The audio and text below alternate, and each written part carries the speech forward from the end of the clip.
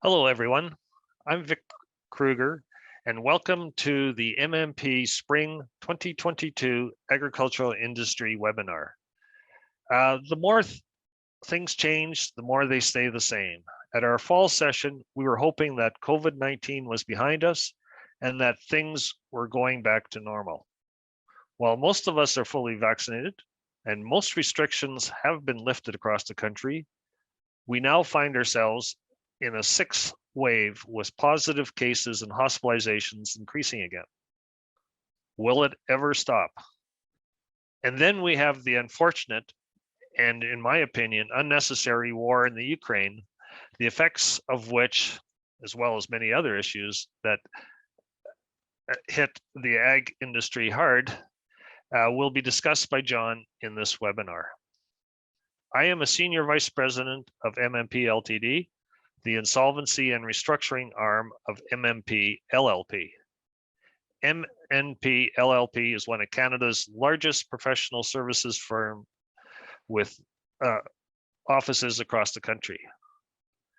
We have specialized client services groups that we call niches, each with dedicated employees working in them. This allows us to be able to provide our clients and the industry with knowledgeable practitioners. We have identified 16 specific business niches. Agriculture is our largest and oldest niche, dating back to 1958 when the firm was established. As the agriculture niche is so large, it is further broken down into sub-niches, including food and manufacturing, intensive livestock, primary producers, hydrites, cannabis, and farm income programs. MNP is also the only professional services firm with a farm management consulting group comprised of professional agrologists and consultants who come from extensive agriculture farming backgrounds and bring a high level of technical expertise, firsthand knowledge, and close relationships with the agricultural industry to give us a real understanding of the issues faced by today's agricultural industry. The Farm Management Consulting Group supports all of our other service lines in any ag-related engagement, and in particular, in every agricultural insolvency or restructuring, where they provide us with expert advice as to a specific situation and, if necessary, to be hands-on in a formal engagement. Our presenter today from the Farm Management Consulting Group is again John Loeppky from our Winnipeg office. John is a professional agrologist who has approximately 20 years experience providing services to the ag industry, starting as an agricultural lender and then as a consultant to the industry. John grew up on a mixed farm and mixed grain and hog farm in southeastern Manitoba and still lends a hand on the farm as needed. Our webinar has been pre-recorded to allow you to watch it on your time. At the end of the presentation, you will find contact information for both John and me for any questions that you may have. We will respond to your questions as quickly as we can. John, we look forward to your presentation.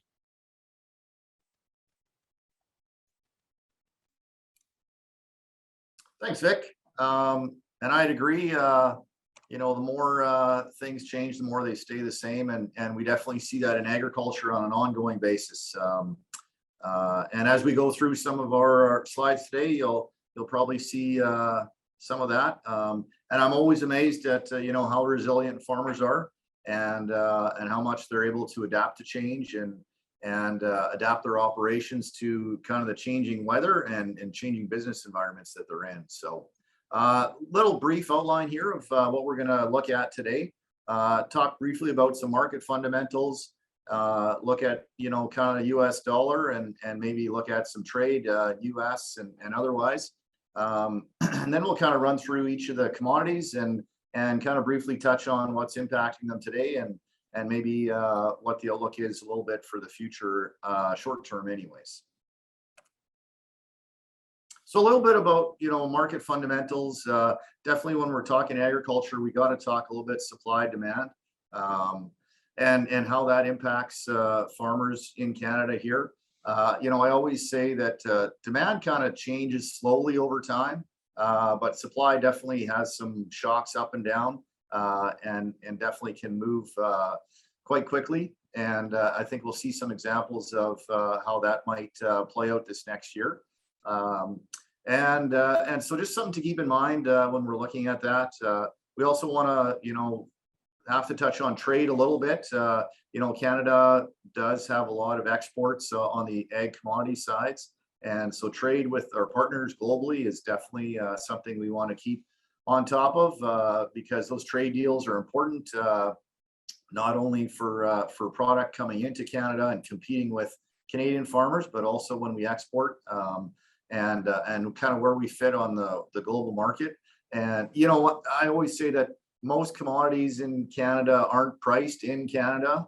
Usually we're not a major player, but we definitely participate in global trade. So definitely, you know, something to keep on top of all those impacts that we might see. And, you know, maybe something a little bit unique for Canada is our supply management system. Kind of closely tries to match supply and demand. And so we'll see that, you know, in your dairy and your feather industries, your chicken, eggs, turkeys, that sort of thing. So yeah, a little unique to Canada in that those industries aren't as impacted by supply demand fundamentals as some of the other commodities are. And you know, supply demand always in a perfect world would, you know, work on price discovery, and that's kind of how prices would be set. But we all know that there's lots of speculators in the market, lots of speculation, lots of hedging opportunities. So pricing doesn't always follow supply demand, and sometimes that's a little bit tricky for farmers to navigate. But we'll maybe talk a little bit more about that in some specific commodities as we go through them. You know, we always look at kind of the U.S. Canada foreign exchange rates, and why are we looking at this? Well, the U.S. is our biggest trading partner, so we definitely have to keep in mind that a lot of our exports are going to the U.S.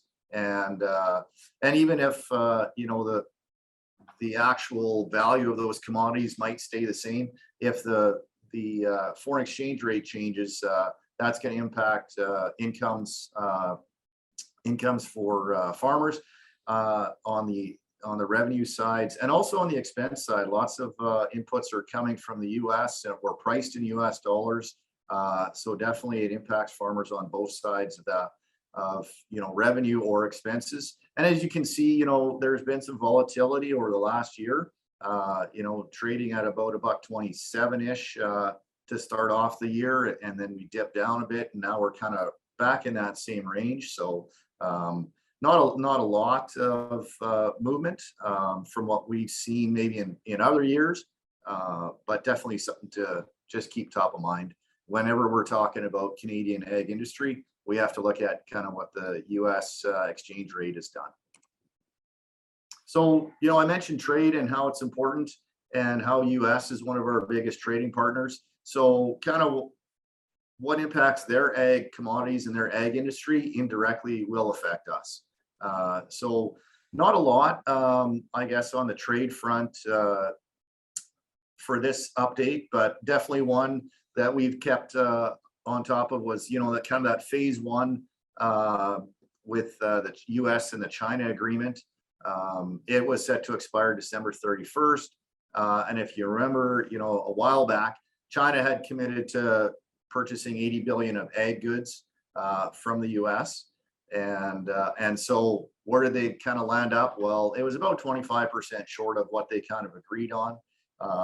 And so, you know, if you remember, there was some trade wars going on between U.S. and China, and one of the things that they kind of agreed on was that you know, that it wasn't, you know, I think a hard and fast deal, but definitely in principle, China had agreed to purchase 80 billion of goods and fell a little short of that. So, you know, the U.S. is still looking to enforce that. So going forward, I think probably we'll hear a little bit more about this as that unfolds. You know, a little closer to home in Canada, all the provincial ag ministers kind of released what they called the Gulf Statement just before year end, and kind of prioritized a little bit what they saw as the priorities for agriculture in Canada. And, I've kind of listed them out there. Climate change, not surprisingly, was kind of at the top. Science, research, innovation was number 2 there. Market development and trade, because it is so important to Canada, is also in the mix there. And, just looking at increasing capacity, increasing growth in Canadian ag is also something they're focused on. And, that public trust is always top of mind. And I think it's becoming more and more important to the ag sector as we go along. And, just a quick note, last time we talked about, supply chains and how freight was really kind of slowing things down. Not much has changed in that regards, in that, U.S. ports are really still backed up. It's slowly getting better, but it takes a while just to go through that bottleneck. So we don't see that that's going to change in the near future. Probably later this year, that'll maybe start to work its way out. And just some numbers there. There was nearly 80 ships kind of that were waiting off dock in California over the holidays to unload, and that represented $24 billion worth of goods. So definitely, when you put it in that frame, a lot of dollars were sitting there idle, not getting to consumers. And what that's done, obviously, back to that supply demand type idea. The average price to ship a container just skyrocketed, right? And so I think we're starting to see that come down a little bit. On the supply side, I think our next issue might be Shanghai. We're starting to hear rumors that, with that part of China being locked down, there's not a lot of product getting out of Shanghai. And so we might see some real supply constraints, even more so than we've seen to date.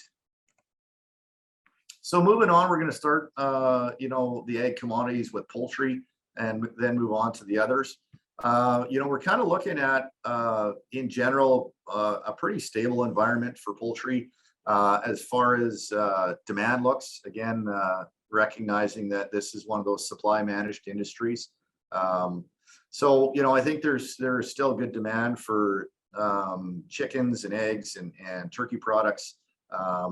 What's impacting them most, is that profitability is kind of a mix of prices coming back a bit with consumption coming back, but also rising feed costs. So we'll get into it a little bit more when we talk on the grain side, but definitely we're seeing, feed being a huge cost that's increased over the year. And when we look forward, we don't see that kind of declining at all going forward. So we think those prices are definitely going to be impacting producers in the sector.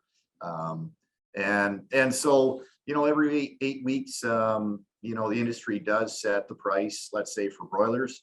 And so they do have the ability to kind of move with rising costs a little bit quicker than some others, such as dairy.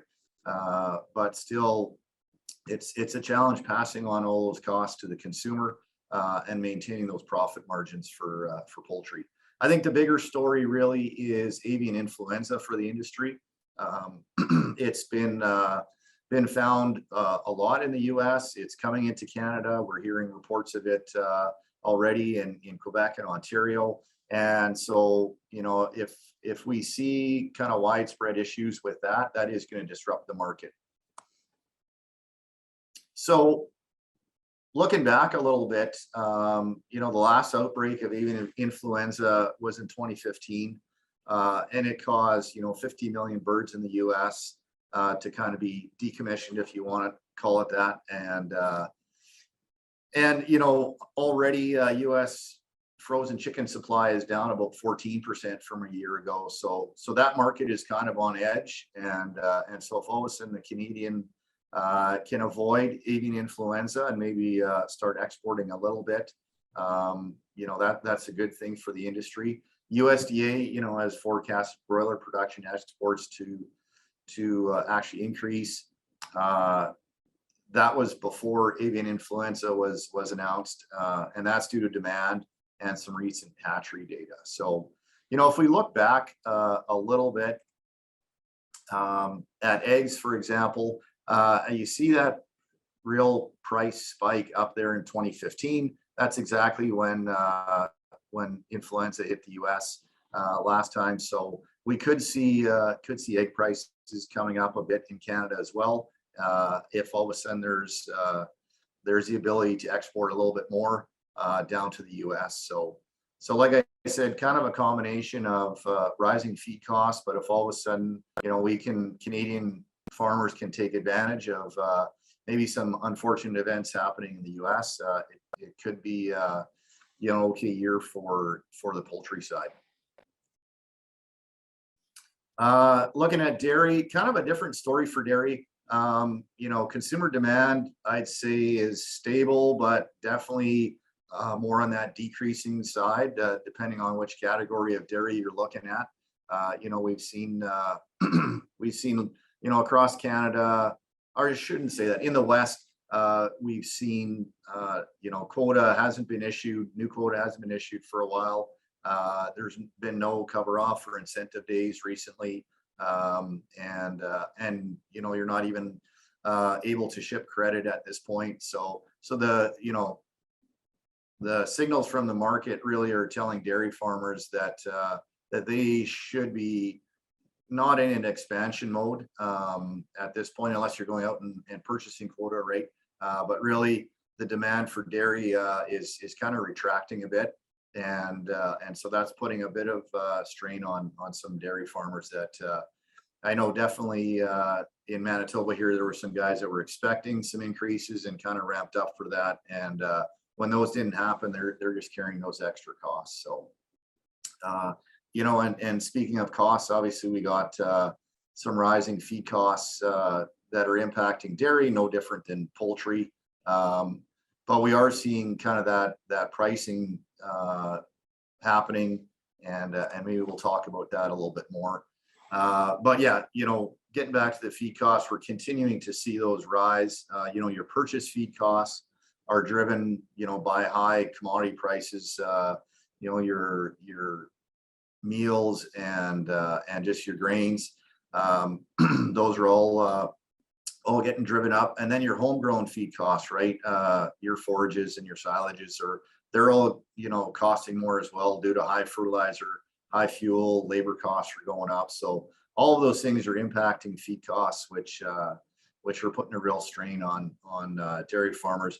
And then on top of that, you know, in the West, we've had the drought, which has made it hard to even find homegrown feed. So guys are going out and having extra costs in regards to that. So, you know, and currently what we see is there are, you know, milk price increases that happen. Unlike broilers, they happen on an annual basis.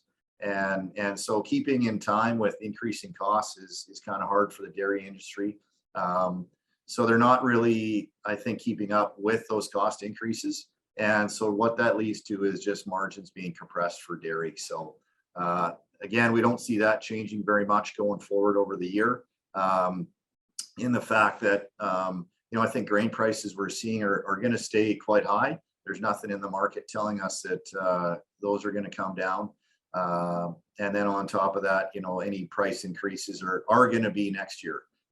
So they've got a while to kind of wait for those margin compression impacts to continue, right? So really have to weather the storm.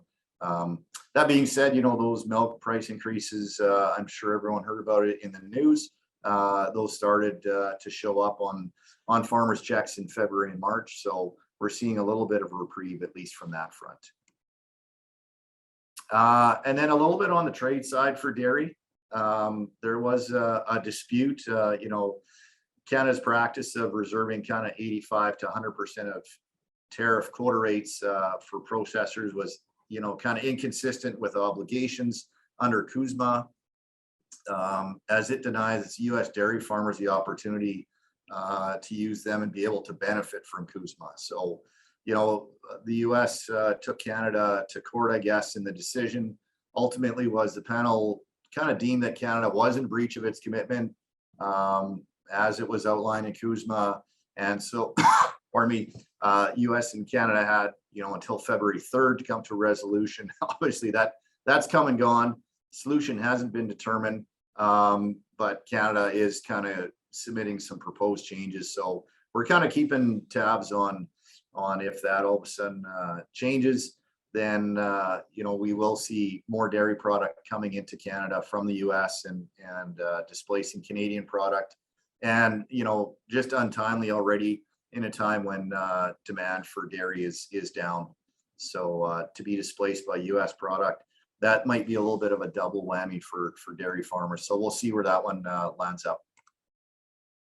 And interestingly, in Manitoba here and across the West, dairy quota prices have been skyrocketing. This graph kind of shows Manitoba. So you can see that in 2021, all of a sudden at the tail end, their prices really started going up. And part of that was because, farms had kind of expected to be getting some incentive days. Those didn't materialize. Farmers had, kind of that sunk cost already in their breeding herd. They had cows that were coming, bred cows, I guess, that were producing milk that they didn't want to sell. And so they decided to go out and buy quota. That caused obviously high demand for quota, and we saw that price going up. So in Manitoba, yeah, we're sitting around that $40,000 a kg level.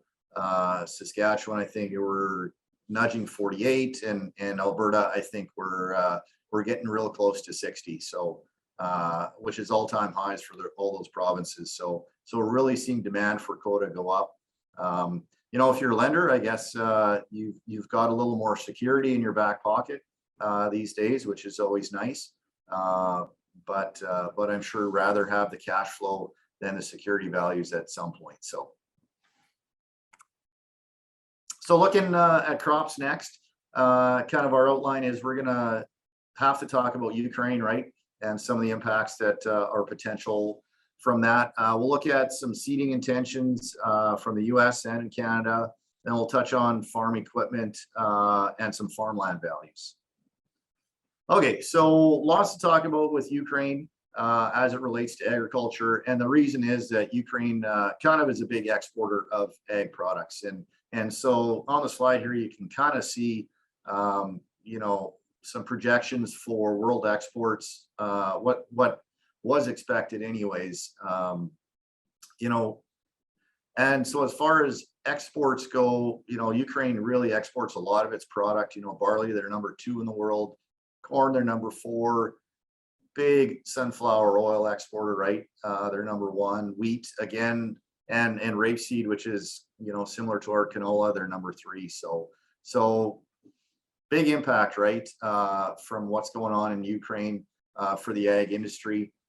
And really a lot of what's driving maybe some commodity prices today. So we thought it was interesting just to kind of share this little slide. Here's kind of when seeding normally happens in Ukraine. And, so if the conflict continues, as it certainly seems like it will through the seeding windows, you could see partial or even total losses on some crops. Anecdotally, we're seeing, farmers out there planting. But that doesn't mean they're planting, as much or as quickly as they normally would, and obviously under some duress as they're out there in the midst of war trying to plant a crop. So, but yeah, the green bars there kind of show you kind of when they expect to plant, and obviously from the previous slide you can see all those major export commodities. We're kind of getting into the prime of planting season out in Ukraine right now. So kind of maybe two different ways of looking at what might happen. If there's an immediate resolution, all of a sudden feed grains that Ukraine and Russia was going to export, all of a sudden return, export expectations kind of remain altered, but maybe a little bit more hopeful. Some productivity certainty kind of returns, and trade statuses continue to kind of be unknown with Russia.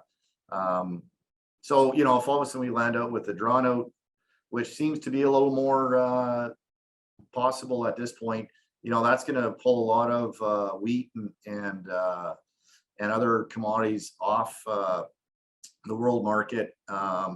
Obviously, lots of egg commodities are exported out of the Black Sea, so that kind of remains uncertain as well.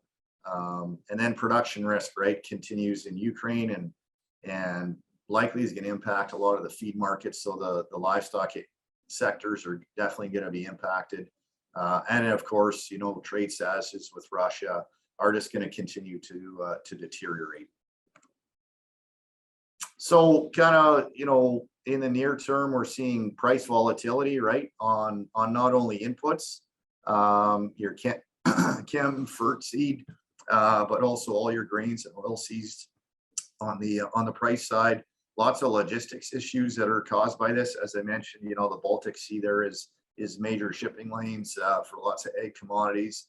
Lots of obviously people problems that continue to happen, right? Displacement of refugees, which causes market disruptions in lots of other countries, and potential for maybe this conflict to spill into other countries. So lots of potential issues that are unknown and uncertainty, and that's just causing lots of volatility at the end of the day.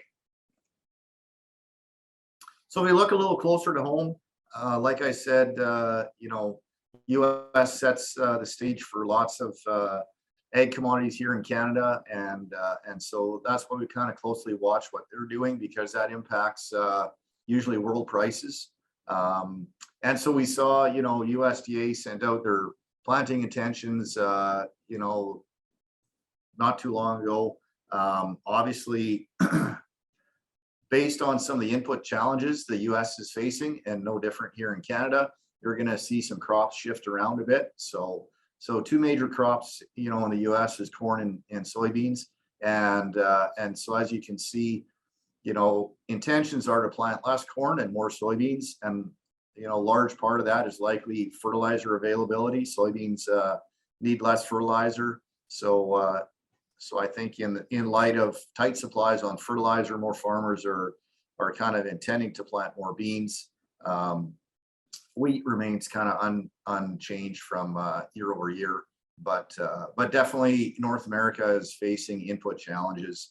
Fertilizer, seed, and chemical, I think, are all going to be just in time if they do come, or we're going to see some shortages.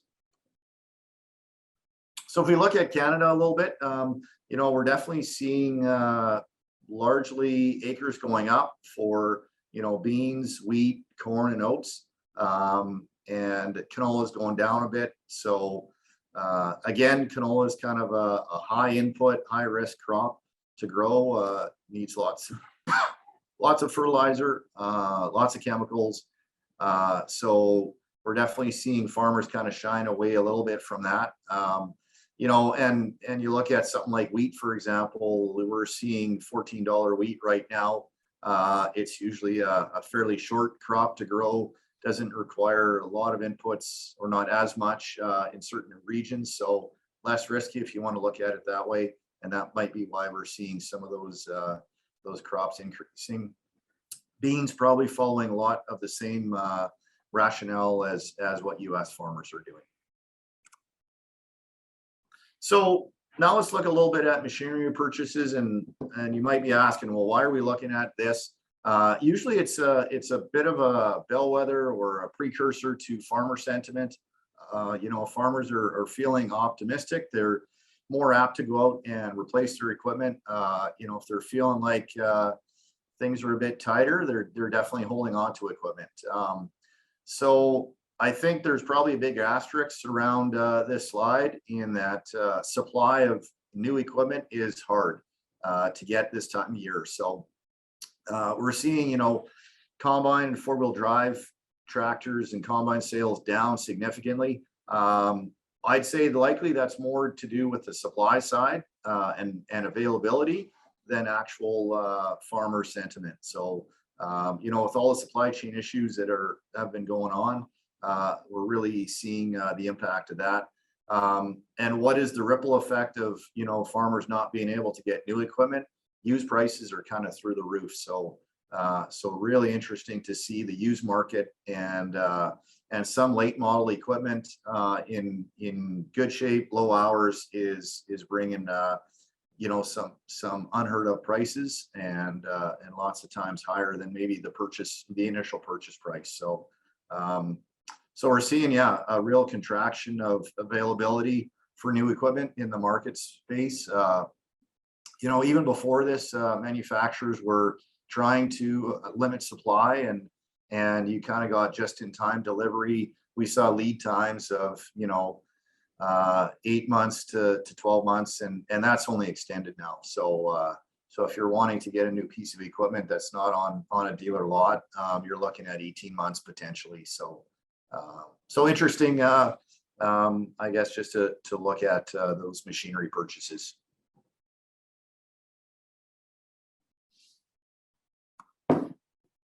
So look a little bit at farmland. It's important because if you're a lender out there, a lot of times this forms the bulk of your security, and definitely probably is your best security. So, if we're looking at what the trend is for farmland values, this is from FCC. They put this out annually. Not too surprising across the board. Farmland values are up in Canada as a whole, 8.3%. And you can see specific provinces, Ontario, huge increases there, and across the prairies as well, some significant increases. We'll see if crop revenues obviously are going to be likely higher this year, taking weather out of it, and just looking at prices, I guess. So I think that's going to drive farmland values even higher. I think a little bit we'll see on interest rates, if all of a sudden interest rates really start climbing, if that's going to curb farmland values from increasing. We've seen year over year increases for lots of years now, and so it will be interesting to see going forward if they continue to climb at the same pace. And I think based on obviously crop prices and interest rates, those are kind of the two things we see really driving land values for the most part. Okay, so let's look at hogs a little bit. We're seeing kind of positive for the hog industry, although I'm going to look at some specific examples where margins are definitely getting shrunk. I think some strong prices that we've been seeing last year have continued into this year. The difference is, if we're looking at it on an annual basis, now I think we're looking at a full year of high feed prices, which is really going to, start to shrink some margins for guys. And, again, on the ASF side, African swine fever, we're seeing it kind of resurge in China. There's definitely more fear that it's coming to North America. And so definitely some negative impacts if we start seeing that in Canada and in North America, I guess, because the hog market definitely is linked between US and Canada. So if the US gets it, it kind of shuts down the North American market. So here's what I was talking about. We kind of run a model farm here out of the Winnipeg office. And so we, just looked at a fair to finish hog operation, and kind of looked at just, gross margin, not even all expenses, just the gross margin. And so you can see the revenues, are fairly stable going forward into next year, close to some all-time highs. But obviously, as I mentioned, we're seeing production expenses really ramp up as we see a full year of those higher feed costs come to fruition. And so that's just going to impact bottom line. This is where, if you're in the hog industry, this is kind of where we're looking at contracting some stuff, both on selling pigs and also on buying your feed in. Just anything you can do to kind of limit some of those impacts. Obviously, it makes a big impact to your bottom line. So, and a little bit, just on where we see the industry in general. As I mentioned, we're tied closely to the US, and so we definitely see, from a year ago, December on December, we're seeing hog inventories down. And so I think we're going to see, some support for hog prices as a result of that. So I think there's opportunity in the next year for guys to lock in some really good prices if they're following the market. But do want to talk about African swine fever. It was a while ago already. It had been identified in Dominican and Haiti, and so that's getting kind of close to the U.S., right? So this could potentially cause some major disruptions in the North American market if this outbreak were to kind of spread over to Puerto Rico, which is U.S. territory. So U.S.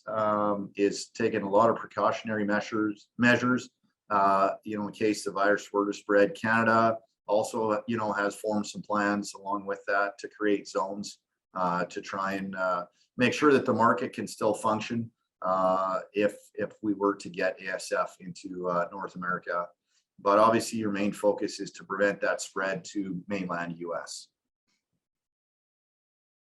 Looking at cattle a bit, obviously big drought that happened in Western provinces, and caused some herd dispersals. We'll maybe look at that a little bit, and some lower inventories in general across the industry. So, the federal government reacted to support, cattle farmers with ag recovery to assist with some of those feed issues. So every province kind of took a different approach on how they rolled that out. But definitely, in Manitoba, we had to kind of show some receipts in order to get some assistance. I think it's Saskatchewan. It was a little bit looser from that perspective. So, but the good part is, I guess, the government has extended that out. I think it's till mid-April now. So definitely some support for the cattle industry, and also this also helps dairy guys as well, just to maintain their breeding herd through the winter, when obviously there were some big feed issues that happened in the West. So when we look at kind of the cattle on feed, and definitely we're seeing that we kind of climbed back up. We had a bit of a dip there in August, and so it seems like the cattle on feed in for the U.S. anyways is kind of right back where we started the year at, and I think our outlook is pretty good for cattle guys going forward this year, just because. Well, we'll look at that in the next slide here. Again, we're looking at kind of all cattle and calves. That inventory kind of spiked up. As you can see, this is a long graph going back to into the 1800s. But definitely we're seeing inventories kind of slide off, and so that's, I think, going to support prices going forward.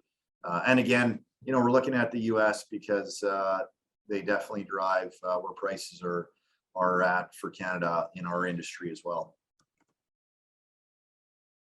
I took a little bit of a look in Manitoba here, just at cattle marketings, and definitely we see that prices are still fairly supportive. Year over year, if we're looking February over February, prices are relatively unchanged, but definitely we're seeing some inventory that's lower. You can see that 2021, starting in September there, we kind of had higher volumes go through the cattle markets, and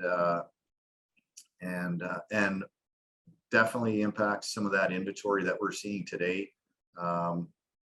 So cattle is always an interesting one. Lots of volatility in that market, so always something to watch out for. Moving on to wineries. I think we talked roughly about supply chain issues. Definitely going to see those continue, and those delays in shipping are definitely increasing cost of goods for wineries. And that's going to lead to higher inventory stocks, and potentially, you know, maybe higher lending needs at the end of the day, just because those cash flows are going to be impacted.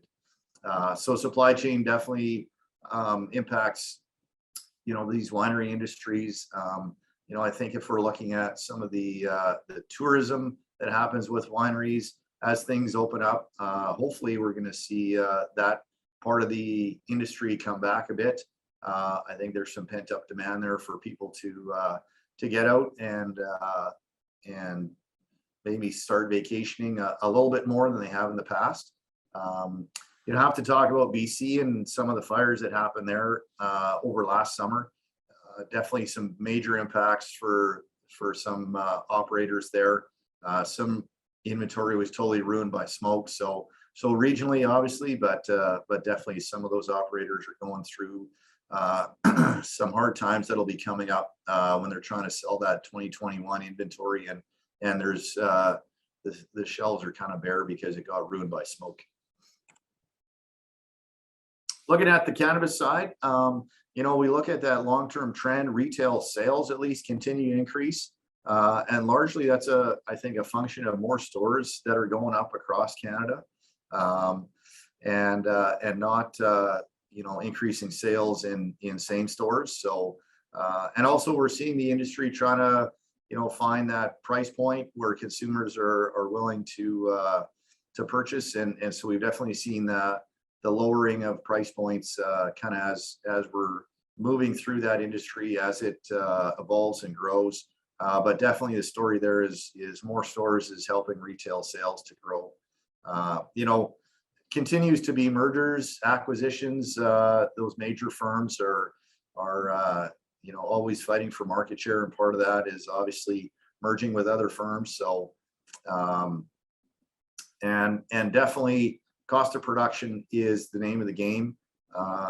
You know, there's some niche markets that are trying to go for higher end users, but for the large portion of it, cost of production is king at the end of the day. And you know, we've seen that in other ag commodities for a long time, that cost of production kind of wins the game. Looking at food and beverage, you know, again, margins are getting squeezed by all those supply chain issues and material prices, and we're continuing to see you know, the impacts of that. And so it just becomes how much is the consumer willing to bear, and how much of those increased costs can you pass on? Obviously, the more efficient you are, the better you are at out competing the competition. So, you know, workforce is definitely you know, a big issue for the sector today. You know, the federal government announced some changes to temporary foreign worker policies. That will hopefully at some point help labor shortages. I don't think that's going to solve the problem, but at least maybe alleviate short-term problems. So, and then we're definitely seeing demand, you know, shifting back to food service, and a little bit away from groceries as restrictions kind of are easing. And it remains to be seen, you know, if we get back to full food service. I know there's lots of food service companies that maybe have exited the industry. So it'll be interesting to see how the industry kind of evolves back. So that's all I've got for today. And as you can see, there's our contacts, and I'll turn it back over to you, Vic. Thank you, John, for your insightful presentation. You have mentioned a lot of issues that we're going to have to digest, especially in the ag industry, and to see where I want to start over again. Sorry. Thank you, John, for your insightful presentation. There have been a lot of issues put forth by you that we're going to have to digest as it affects the ag industry for this summer. We would like to thank everyone for participating in this webinar, and would encourage you to contact John or any of our farm management consulting practitioners directly with any specific ag questions. Any insolvency related questions should be directed to me or to any of our cross-Canada insolvency team. The appendix to today's presentation includes further information about MNP and specifically about our farm management consulting group. This webinar has been recorded and sent to all of you as you had requested to be added to our ag webinar distribution list. And it will also be posted to our mmpdebt.ca website. Please feel free to forward the link to your colleagues and encourage them to contact me directly should they wish to be added to the distribution list. We look forward to your participation at our fall 2022 webinar, when we hope that both the Ukrainian war and the COVID-19 pandemic are truly behind us. We also look forward to hearing from you with any questions or comments you may have. Stay safe, and thank you for listening.